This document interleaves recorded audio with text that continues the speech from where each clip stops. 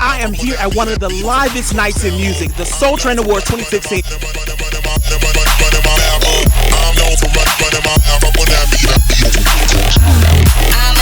Check out who I talked to coming up next.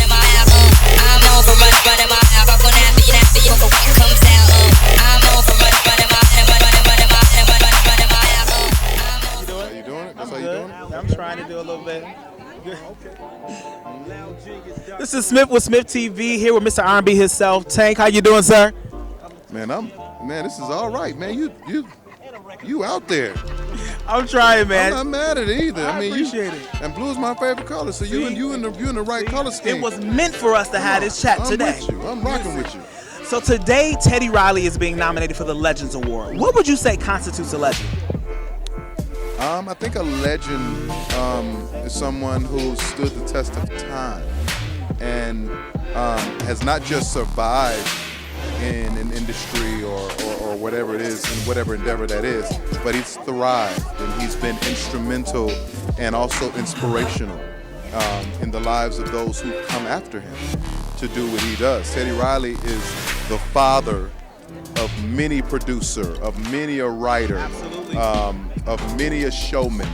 You know what I mean? Like Teddy Riley is our father. Mm-hmm. You understand what I'm saying? So I think that legendary works, but there's got to be a better word for Teddy Riley because this is a guy who's single-handedly owned music. Right. Owned, had in the palm of his hand. And you've also made your way and trademark and treaded your own path in music. What do you want to be said about what you did to music when all is said and done?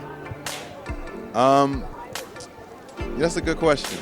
I just want somebody to say that I sing, I produce, I write, I do what I do to the best of my ability because of time. One last question, because I know you got to get in there. So this week, one very prevalent rap artist denounced his connection to Black Lives Matter. So I want to ask you, as a black musician, as a black man in America, how do you feel when people of influence tend to denounce that movement in the way that it happened this week? Well, this is what I tell everyone.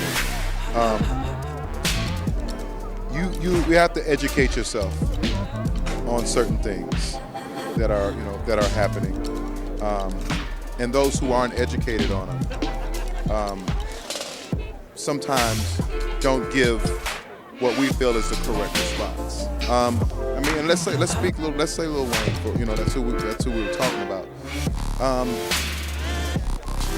And I'm not making any excuses for Lil Wayne, but I can't say that Lil Wayne lives different from a lot of people who are so Black Lives Matter, who have time to participate in the movement, who have time to read up on it, who have time to understand what it is. Like those people have that kind of time, and a guy like Lil Wayne who's on tour probably 365 living in a musical bubble, he's so to speak. Kind of living in a musical bubble.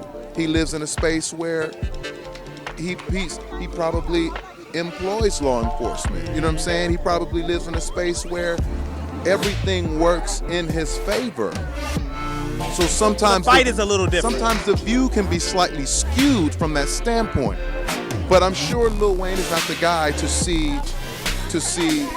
actually be able to see and watch his people being oppressed and not have anything to say or do about it. If it was within his scope of view. Like, everybody's not in the same place in life. Everybody's not watching the same television show. Everybody's not dialing the same thing up online. Everybody's not doing it. So in essence, you're saying be careful about how we judge people because their perspective may be a little bit different from yours. It may be different, but it just may be uneducated. He just doesn't know. When you say Black Lives Matter, he said, what are you talking about? My life matters. What are you talking about? That should let you know right there. He's not completely clear on what you're even talking about. So you have to go back to him and say, hey, this is what Black Lives Matter is, and this is what they're doing. And then you can ask a question and he can give an educated answer. Got it. and taking that answer and running with it like he had a meeting with Black Lives Matter and then turned around and said, man, I don't like what they doing, I'm out. Like, that's not what happened. I get it. He didn't even know what that was. So we gotta be smarter than that. We gotta be smarter and less quick to attack our people. Somebody could have just pulled Wayne to the side and said, hey man, this is what this is.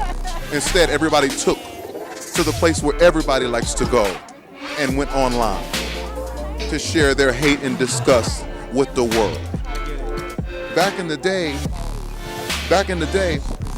the mothers of the church or the deacons of the church would grab you and take you downstairs and say, hey, let me school you a little bit. Let me tell you something. This is how this goes and this is how that goes. We've gotten away from that. Somehow people are trying to be famous off of being ridiculous in these instances. Now that's a message right there, all in itself. So I'm sorry, I can talk it's all good, stuff, and I will. Apologies. Look, I'm a talker. Yeah, but man, they're rushing you in. Okay. You gotta go. But everybody, get educated. Get educated on whatever it is. From the candidates, from your right to vote, from your right not to vote. Educate yourself on this process. And then maybe you'll have some good answers if somebody asks you about Black Lives Matter. Thanks, man. Appreciate you.